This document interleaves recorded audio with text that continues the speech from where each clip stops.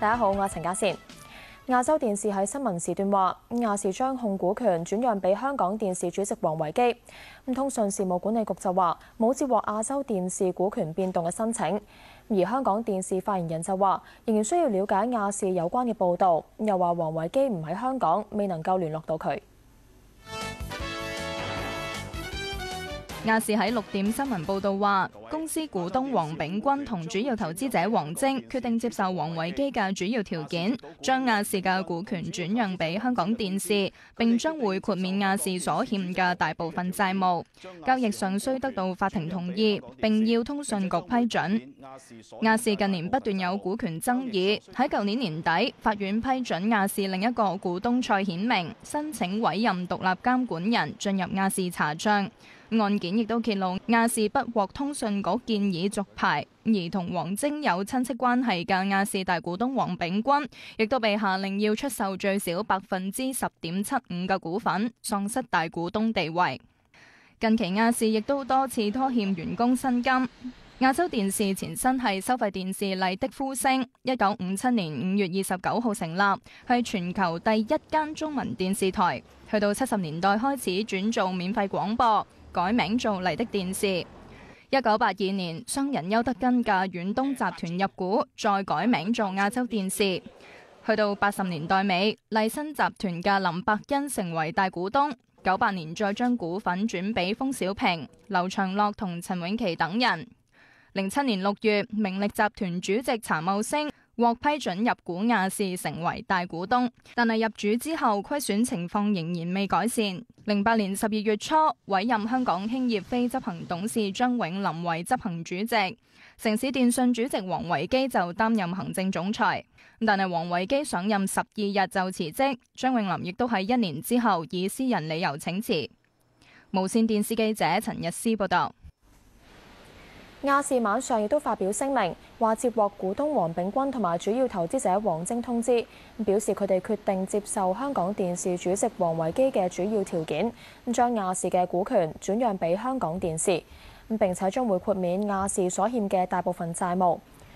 交易仲需要得到法庭同埋佢嘅受委託嘅管理人嘅同意，並且要通訊局批准。亞視表示理解有關決定，又話感謝盛氏家族對亞視5年幾以嚟嘅奉獻。接近政府消息人士對本台透露，月前亞視致函通訊事務管理局同埋行政會議，話公司正係進行重大改組，所以希望行會唔好喺3月31號之前對係咪發牌俾亞視做決定。行會之後諮詢過海外律師嘅法律意見，認為政府需要俾足夠時間俾亞視改組，所以行政會議決定喺3月31號限期之後第2日，即係聽日4月1號開特別行政會議，去決定亞視發牌嘅前途。消息人士話喺今日或者之前冇收過亞視任何重大改組嘅通知。市建局行政總監譚小瑩尋日辭職，向同事發電郵，話辭職係因為同市建局主席蘇慶和喺對市建局嘅理念等方面嘅理解上有根本分歧。而市建局嘅董事會就一致挽留譚小瑩，譚小瑩拒絕留任。將於6月30號離任嘅譚小瑩喺致同事嘅電郵中指出，佢感到冇辦法再帶領市建局去完成機構嘅社會使命，所以辭職。佢形容係艱難嘅決定，但最符合市建局嘅利益。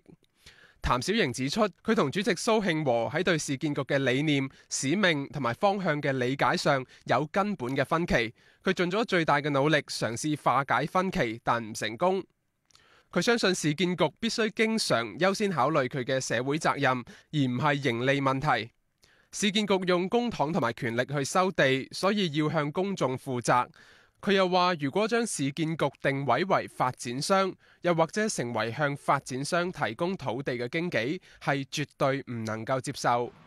市建局朝早開董事會，2個非執行董事喺會後話，包括主席蘇慶和在內嘅董事會一致挽留譚小瑩，但譚小瑩表明唔考慮留任。希望能夠挽留譚小姐繼續喺呢個崗位上邊，令到我哋喺即係而家啱啱做緊好多唔同嘅工作，包括咗就係我哋市建局嘅係組織架構嘅一個研究啦，改善效率嘅效益嘅工作咧，呢啲上邊咧都能夠有現任嘅行政總監同埋蘇慶和主席咧，係能夠繼續合作，帶領住成個市建局嘅團隊。譚小姐即刻就已經話佢唔會考慮㗎啦。咁但係我哋都希望主席咧係可以同行政長官講翻我哋董事局嗰個大家嘅一致嘅決定。喺工作上面喺咁大分歧嘅時候咧，就好難係可以喺呢個情況底下咧係做到決定或者執行到佢嘅職務。咁所以佢希望咧能夠早啲去離任添。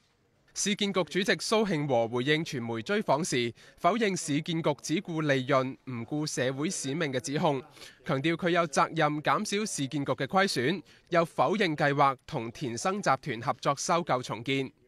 無線電視記者冼志報導。市建局獲公帑補貼成立，咁重建項目就以市價出售，喺樓價高企嘅時候備受批評。而市建局內部亦都因為長期有財政壓力，正進行檢討。有非執行董事認為要檢討市建局角色定位。收購舊樓重建豪宅，市建局喺尖沙咀嘅項目名鑄，售價要25,000蚊一尺。市建局重建項目批俾發展商發展，再以市價賣出，多年嚟被批評華而不實。市建局獲政府注資100億成立，要自負盈虧，同時享有法定權力，包括可以動用土地收回條例收樓。重建項目亦都獲豁免補地價，自舊年累積獲免補地價補貼65億。不過舊年市建局錄得5年嚟首次虧蝕，蝕22億7千萬。市建局董事會喺2013年尾應財政司司長要求成立專責小組進行衡工量值檢討。有非執董話精簡行政費用係其中一個方向。2013-14年度市建局人員增加到564個人，薪酬開支同埋辦公室租金、行政費用達到3億6,700萬，比10年前1億7千萬多超過1倍。未來嘅重建項目亦都預計會有虧蝕，主要因為市建局嘅需求主導項目重建之後樓面面積增幅少，過去3年總共蝕咗30幾億。有市建局嘅非執行董事話，要先釐清市建局嘅角色。究竟你想市建局係做一個公營機構，明白佢係一個社會責任，使緊公帑，而唔係一個單一個發展商咁樣嘅模式嘅運作。咁我亦都相信阿蘇生呢，亦都係有佢嘅使命。係嘛？咁佢而家睇住盤數，佢話假如繼續以咁嘅方法做落去嘅話，蝕咗一本，咁佢又點向公眾交代呢？佢又話市建局要處理唔少蝕本嘅項目，希望政府釐清市建局嘅定位。無線電視記者藍海瑩報道。中國牽頭成立嘅亞洲基礎設施投資銀行，今日截止申請加入。美國希望亞投行同國際貨幣基金組織等國際金融機構緊密合作，但冇明確表示會唔會加入。而日本就表明今日唔會申請成為創始成員國。喺北京，外交部就話尊重日本嘅決定。由中國牽頭，去年宣布成立嘅亞投行截止申請在即，外界關注美國同日本嘅取態。日本副首相兼財務大臣麻生太郎話，日本政府關注亞投行存在好多唔透明嘅內容，認為要採取十分審慎嘅態度，表明唔會喺限期前向中國提交申請。日本內閣官房長官菅義偉表明，日方關注亞投行嘅管理同貸款問題。不過，日本駐華大使木寺昌人較早前接受英國金融時報訪問，透露佢同日本商界領袖都相信日本將會喺6月申請加入亞投行。喺北京，外交部話尊重日本嘅決定。至於日本是不是願意參加，我們也都說過了，我們是歡迎所有的國家都來積極的參與，但是我們會尊重他們是否決定加入，或者什麼時候決定加入。至於美國方面，美國財長傑克盧星期一喺北京同總理李克強會面。美國財政部官員話，傑克盧向中方提出亞投行應該同現有嘅國際機構合作，確保貸款政策等符合高標準。被問到美國會唔會加入，財政部官員引述傑克盧話，美國希望同其他機構繼續合作，中方就話歡迎美國加入亞投行。目前俄羅斯、芬蘭、埃及同吉爾吉斯等超過40個國家申請加入成為亞投行創始成員國，大部分已經獲得確認。未能申請加入嘅國家，日後仍然可以作為普通成員加入亞投行，不過普通成員就唔能夠參與章程談判。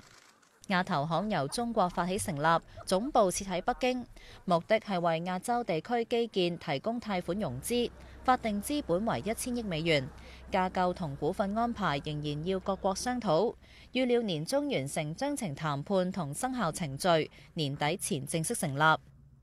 分析話，隨住中國推進一帶一路戰略，亦即係陸上嘅絲綢之路經濟帶同海上嘅21世紀海上絲綢之路，各國需要加強基礎設施，而亞投行正正可以為完善國家提供貸款同發展支持，加強喺歐亞嘅外交實力。無線電視記者封耀明報道。休息一陣，翻嚟回報道。